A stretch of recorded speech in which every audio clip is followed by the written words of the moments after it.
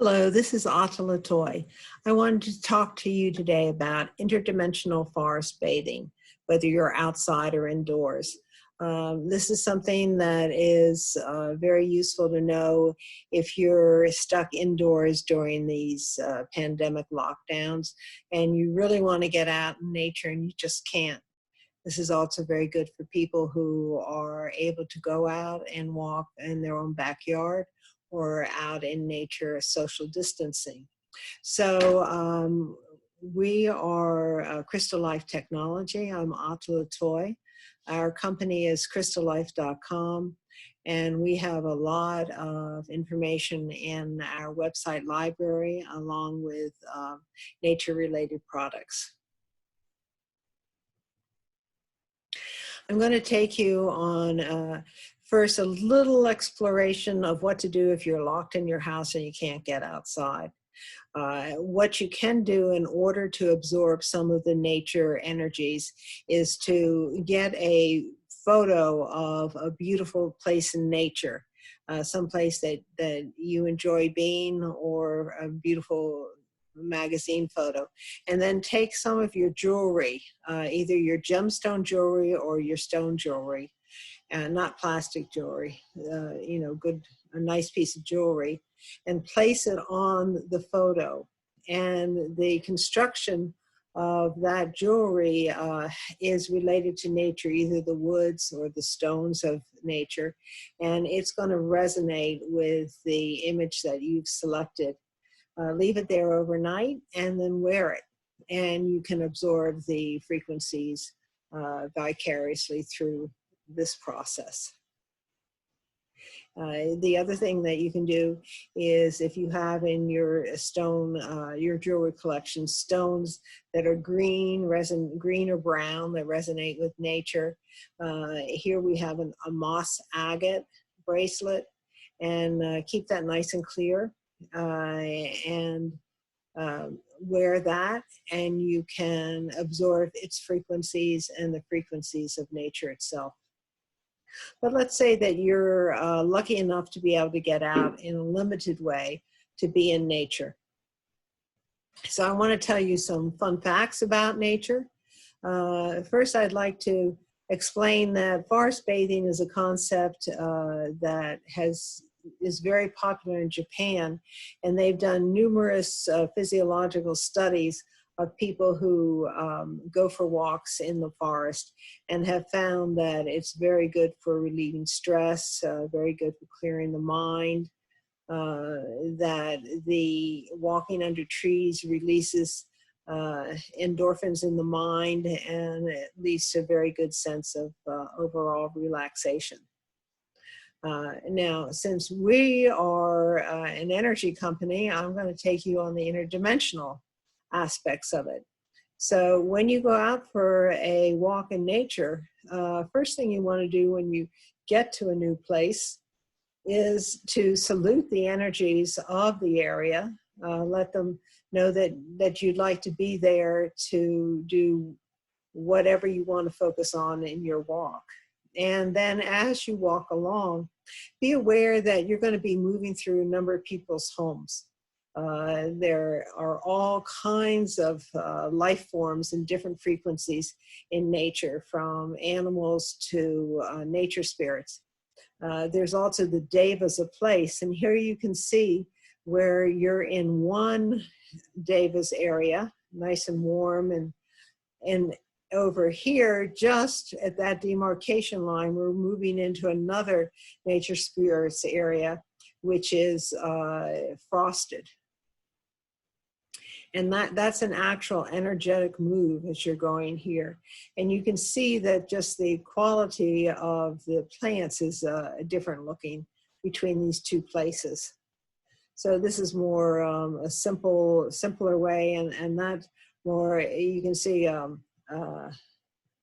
nature spirit that's a more delicate and sensitive one. Now, when I go out for a walk with my friends, or we go out to do photos, we all go out as a group and we all come back with significantly different photos. And this is what you need to be aware of when you go out for a walk, is what is it that you're seeking to connect to? And that you're focused on, you are going to relate to that consciousness and absorb that into yourself. So for instance, if you were out for a run, you might be relaxed and wanting to just vibe with nature as you run along, but you're not going to be paying attention to what's all around you. On the other hand, and these are all my photos that I take when I'm resonating with what my friends are interested in. Some of them, they love animals, and they come back with photos of turtles. They come back with photos of fox. I never saw them. You know, they see them because they're focused on them. Other of my friends come back with gorgeous photos of flowers because they're interested in that frequency. They're focused on it. They find just the right angle to take it, and that makes them happy. I'm out in the Midwest where we have a lot of trees, and some of my friends love to do photo studies of the structure of trees. Me, I like to focus mostly on nature spirits. That's my main interest, is taking photos and finding nature spirits that are interested in interrelating with humans. So in this one, you see 3 happy, jovial people, beings in a redwood tree. And it brings me a lot of joy to have conversations. They're good social friends of mine, and we might discuss areas that they need help in or that I need help in, or we just enjoy each other's company. When you go out, the first thing that you want to do, if you're interested in connecting on an energetic level with the forest, is to salute the beings who are in charge of that area.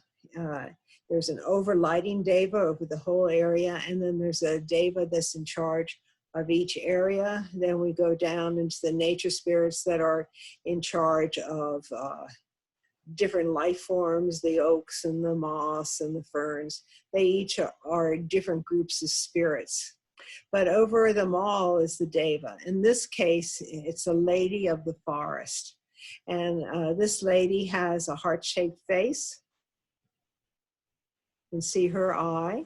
One eye is in spirit and the other eye is watching us.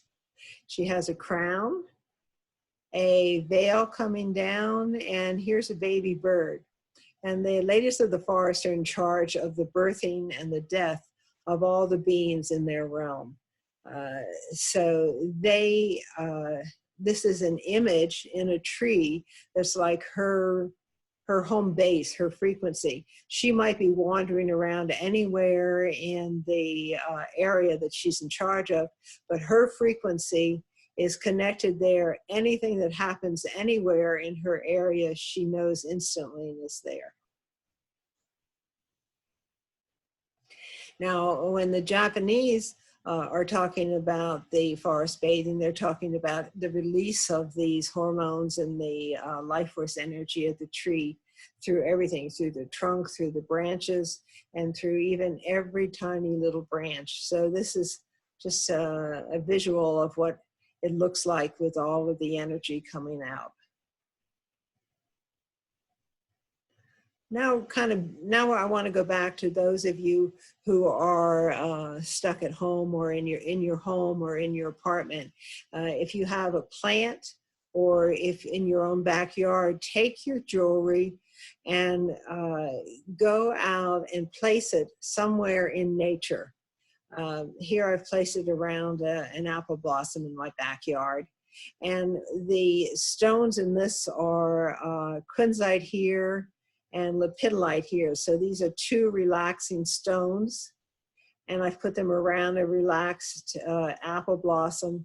So that's absorbing all those energies. Now, when I take it back and I put it on me after it's been out there for a couple hours or overnight, I am getting not only the quality of the stones, but also the energy they have pulled into themselves from the plants around them. So you can do this and get some relief for yourself. You take all of your bracelets, take them out in your backyard, just put them under a tree overnight, or if you can find a place in nature on a walk that you remember when you want to get them back, you can leave them there to absorb the frequencies. You can also do that with stones. And at a time like this, when a lot of us are sequestered at home, it's a good time to take all your stones that you got for a special reason and clean them. And this revives them, revives their energy, and then you can work with them in a stronger way. So you could take your stones, use them under water, depending upon the kind of stone.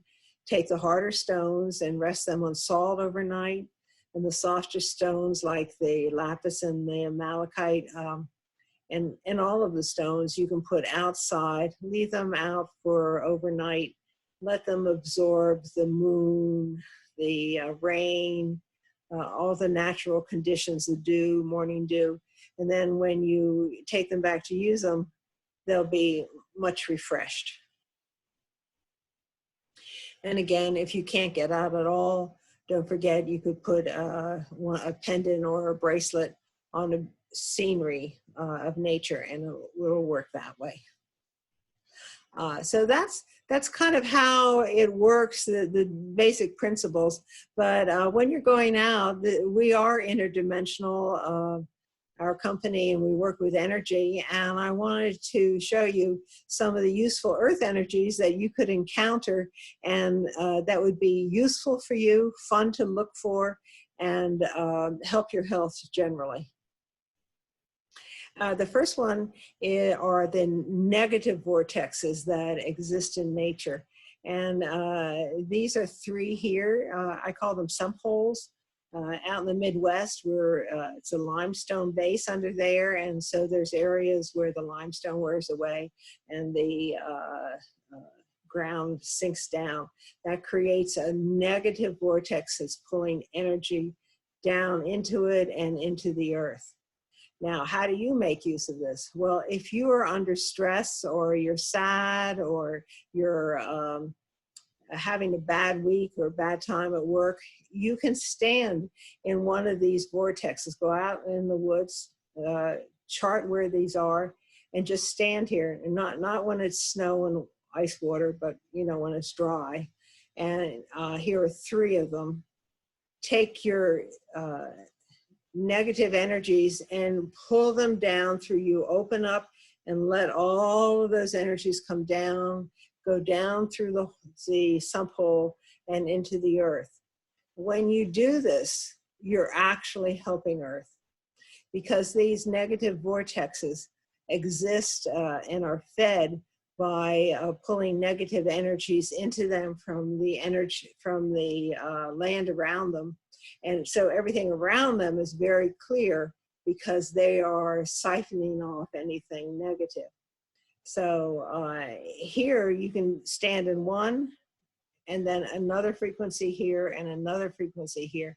So they're clearing you at 3 different levels.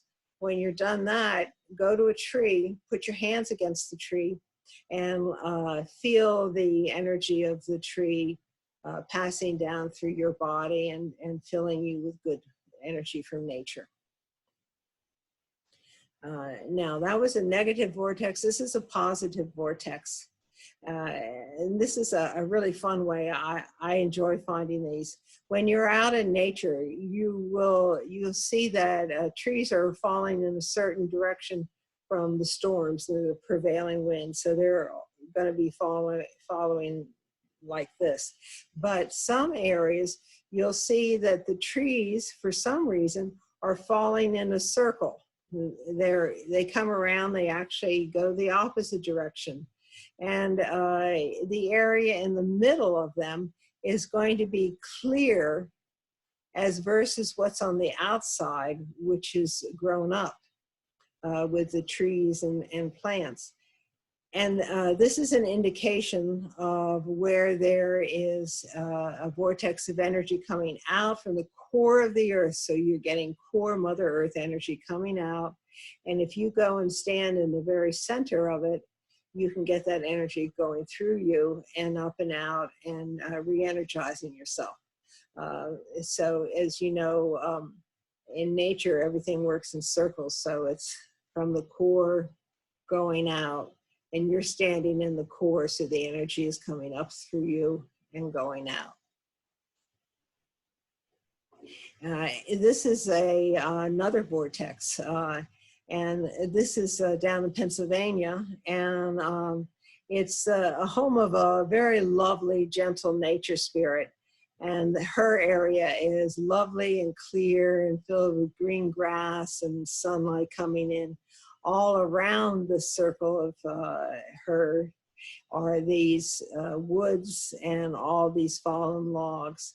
And when you find a place like that, just move on into it, and you can stand there and feel the peace, then come back out and go on your way.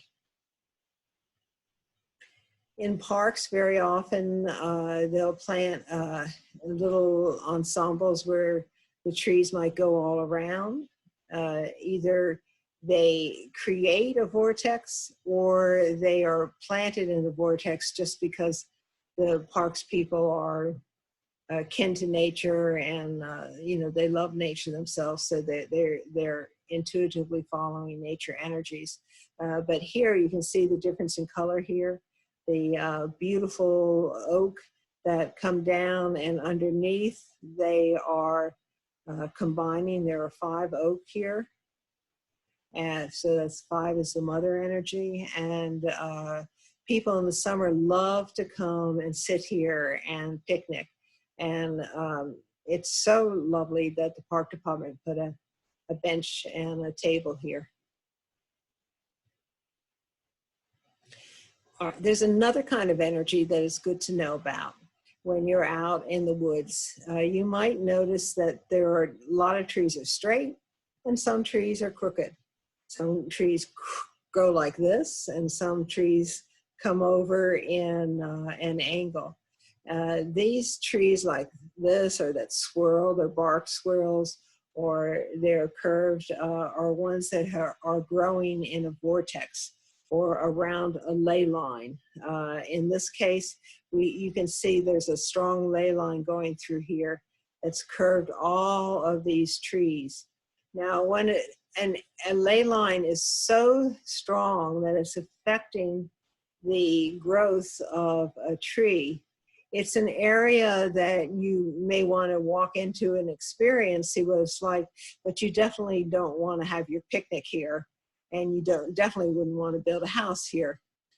Over here, you can see the trees are straight, so this is a good area for you to sit and absorb nature's energy. And here's the same area seen from the other side, and you can see it in the winter with how the trees are all in a line going down. So that strong ley line is just going straight across this area. Here in Leroy Oaks, they have a lovely straight line of energy that's going along. This is a small area, maybe 2-3 feet across or so. And the trees around it are growing nice and straight. So if you wanted to take a walk and you wanted to absorb good energy, you might want to walk through here, and then it's like a row of energy soldiers you're walking between, saluting you, and you can clear yourself there. You also can clear yourself. Here I am at a tree that is said to be a young tree when William Penn signed an agreement with the Native Americans of the area under this tree. So it's been around for centuries, very large and revered in the area. And when you go up and lean against it, you can just feel the energy of centuries going down through you. it's very good to sit with a tree, to feel the energy. It releases endorphins in yourself, and you can just flow the energy down. Especially nice at dawn and dusk. Another kind of an energy is if there's been lightning strike. And trees that are struck with lightning are transformation trees. They're known in energetic circles because these have been struck by fire and have been changed. So if you are being struck by fire and you need to change, your energy is down, or you need to make a change in your life, if you find a lightning struck tree and identify with them, put your hands against them, put your back against them, just meditate with them, you can help yourself to make needed changes. If it's a newly light struck tree and there's some wood there, it's good to take a little piece of that wood home with you, and you can keep it on your sacred area to hold when you need help. Here there are two trees that have been struck by lightning, and they've created a portal. You can see the light in here is different from the light out here, and it's the two of them, it's like a screen. And when people walk through there, people like to walk through there. It feels good walking in this area, and that comes from getting like a quick shower and by walking through, and the debris is moved out of your field and you come across the other side refreshed. And lastly, there are many portals in trees, and whenever you find a portal, you're going to find a guardian. In this case, I call this a Kundalini tree. It's in the shape of a heart with two life forms inside. And these are two snakes that come up and they meet here. And the other snake comes up and it meets here. So these are the guardian energies of that portal. The portals lead into inner worlds. It's where nature beings can move through from our world to their world, wherever the portal takes them. And there's usually a guardian of some kind for the portal, and that guardian makes sure that nothing energetically goes through that it doesn't have the necessity to do it. If you folks who will remember in Ragnarok, there was a guardian of the gateway to Valhalla. That's the same thing here. It's a guardian to another world. And if you are out in nature, if you have a problem that you're dealing with and you can't solve, you can get help from nature. This is what Native Americans and Druids have done for centuries. You go out, you sit in nature, connect to it. It's a mini vision quest. You ask for a stone that can show you a vision of what the situation is. And then after you've meditated on it, get up and just slowly walk. Look at the ground and see when a stone, could be as small as a pebble, could be bigger, pops out. And for some reason, it draws your attention. Even if it's mud covered, if it's ugly, if it's little, if it's misshapen, pick that rock up and sit with it and learn what the answer is. So just as a sample, this is a rock that I picked up when I was out on the walk and I was having some stress at work, and I needed some answers, and I was a little grumpy about it all. And I asked for an answer, and I got this stone. And here it is. You see it has a dragon head. A dragon energy is control of the energies of the earth, the fire energies and the transformation energies. And it indicates a situation that has a lot of forces coming in that need to be controlled. And the expression on the dragon's face, the eyes and the nose and the mouth, is like, get over it, girl. Just, you know what you have to do. Just do it. And it's like, stop whining, stop whining, get going. And then on the other side, you have this sweet little face, eyes and a little mouth. And it's like, don't worry, dear, we love you. So that was the answers. Don't worry, we love you. Just get going on it. So that's an experience I had. You might try something the same for yourself. Lastly, I want to leave you with 2 fun stories. As I've said, I love to have conversations with trees and rocks. They're my good friends. And here I was up in Michigan with a group of friends, and we were going out to the log jam, which is high over the cliffs of Lake Superior.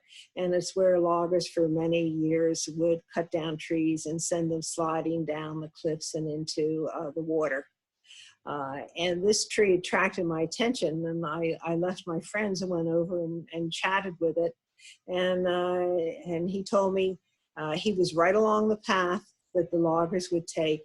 And he said, this is an expression of how he feels about those nasty loggers who killed all his friends. And it shows, here's what he thinks, these dumb, stupid loggers that don't even know that they're killing his friends, and has a buck teeth, large nose, and the eye. And he thinks that they're all rats. And here's a rat with the ears and the nose and the eye. So this is an expression, the best that tree can do, to say, you guys are rats for what you're doing to my friends. And lastly, here's my good friend, the Green Man.